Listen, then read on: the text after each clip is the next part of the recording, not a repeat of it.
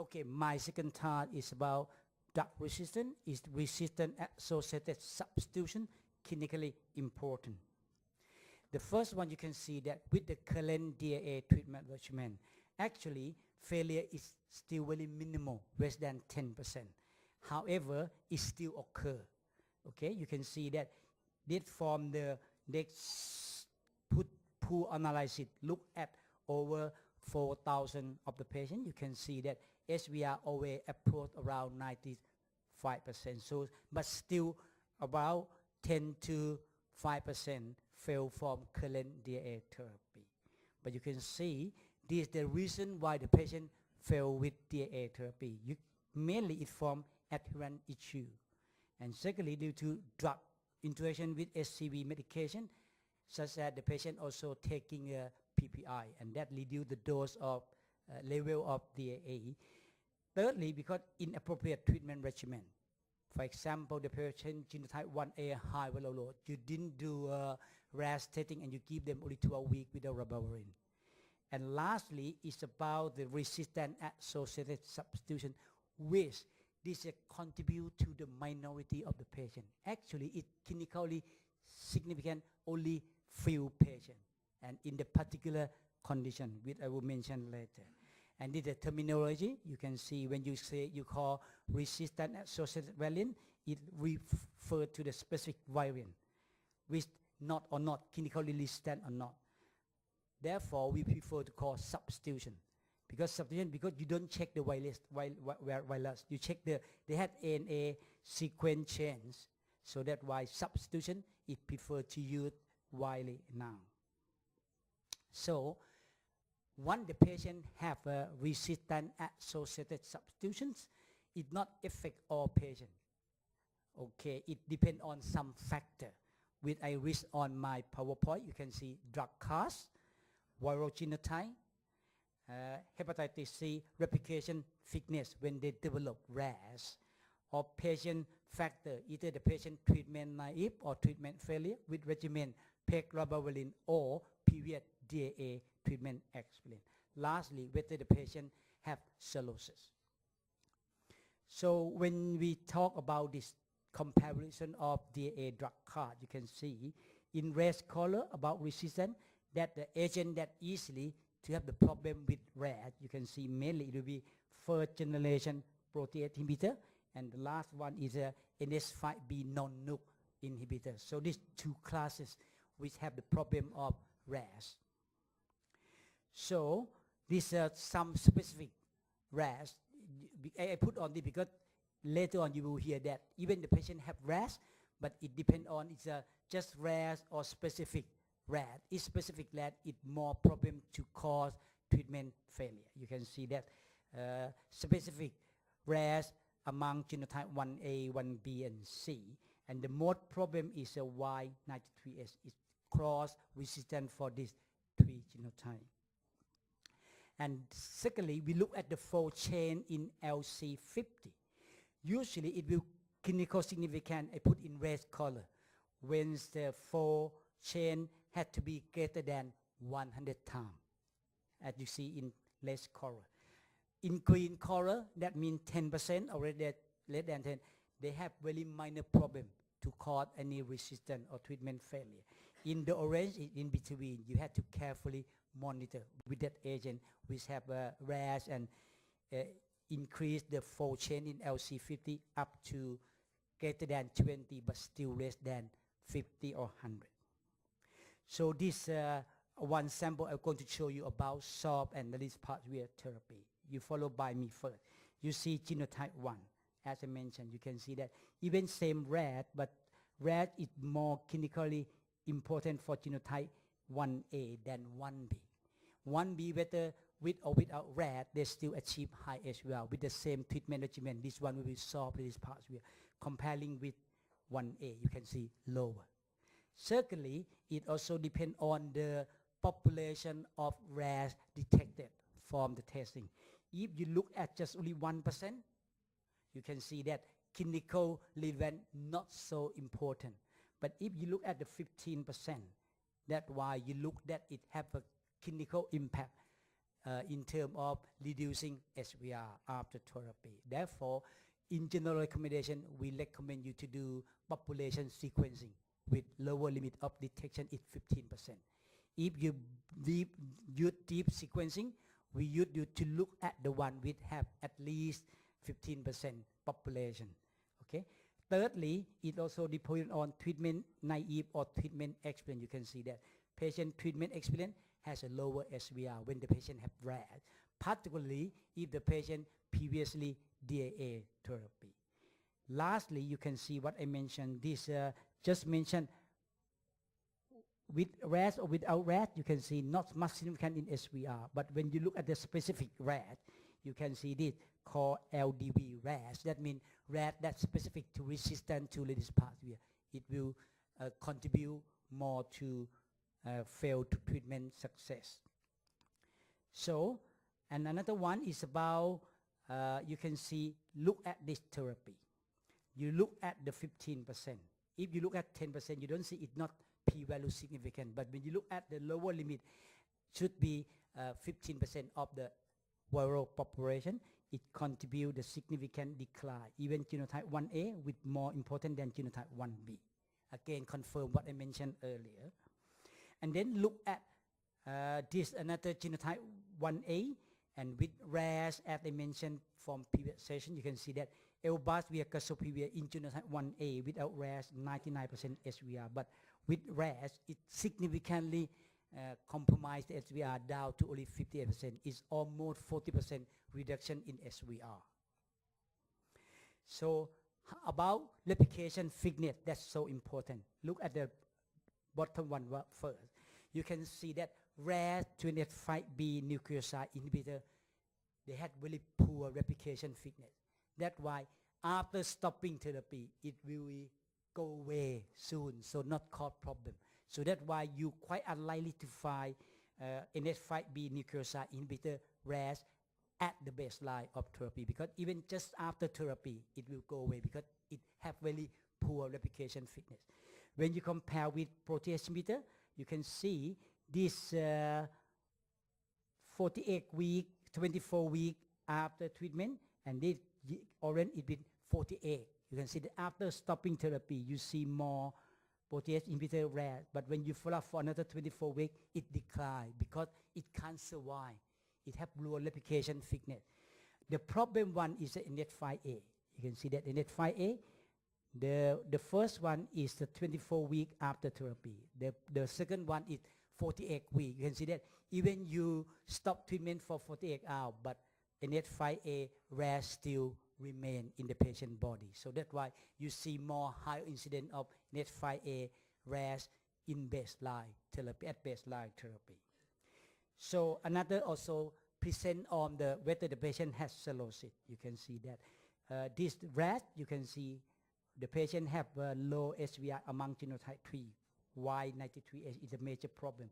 But if the patient unfortunately also have cirrhosis, you can see that SVR will be very minimal.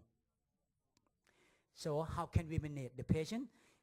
It does occur even in the minority of the patient, but how can we manage the patient who DAA treatment failure? And if you presume that they have RAS, firstly, selecting a proper non-cross resistant drug class. Like if the patient failed from NH5A, you should start with protease inhibitor. If the patient failed from protease inhibitor, you should start with NH5A. Except NH5B, you can restart.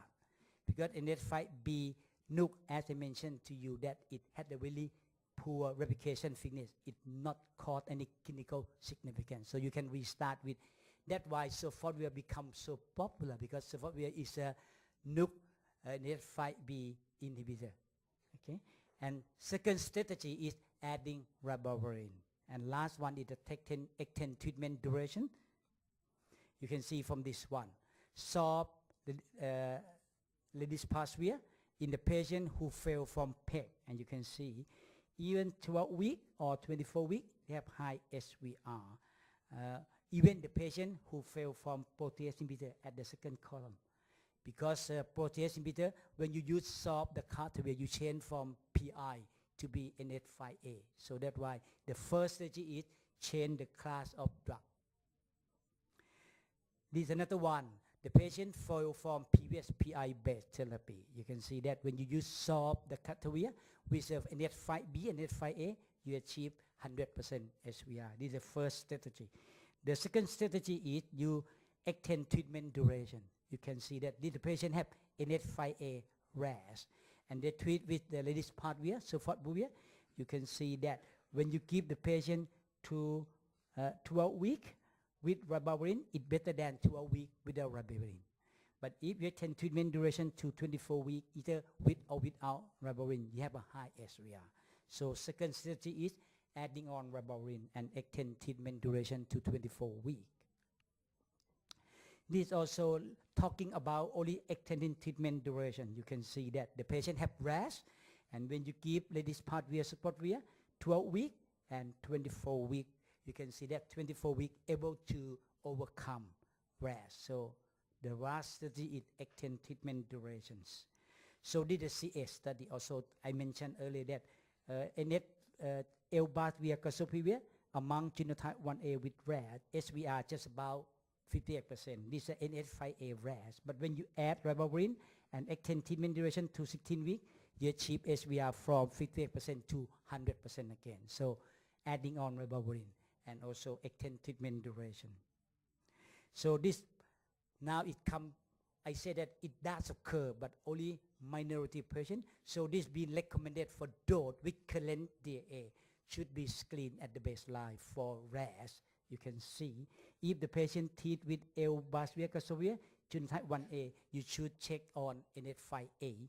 If the NAT5A RAS present, extend treatment duration to 16 weeks with adding on ribavirin. SOB and ledipasvir genotype 1A fail from previous PEG ribavirin and Seleucid. You check NAT5A again. If it occur, add on ribavirin and extend treatment duration to 24 weeks. Okay. If the patient receive simipasvir, sulfapyravir genotype 1A Seleucid, you check Q80K. Okay. And use alternative regimen which not interfere with PI. Last one is the Hepatology genotype 3 Seleucid.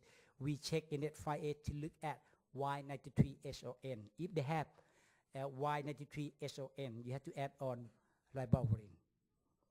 So this what you want to see from the report. What when we want to see report, we want to see a class-specific RAS, because as I mentioned earlier, when you look at overall RAS, the SVR is not so much compromised. But if the class-specific is LDV and use LDV, you can see much lower in SVR. So we want to have a DAA drug-specific at the report. Secondly, we want to see the threshold of detection. We use 15% because it's clinically relevant. If you use only 1%, then you have to deal with a lot of problems with actually not clinically significant. So I will recommend to use population sequencing. If you use deep sequencing, you have to look at the one which have the threshold more than 15%. And also genotype, subgenotype, as you can see from NAT5A, it have effect on genotype 1A but not 1B. And lastly, the patient population. Okay, you want to see the patient treatment naive, treatment experience, previous exposure to what class of the DAA.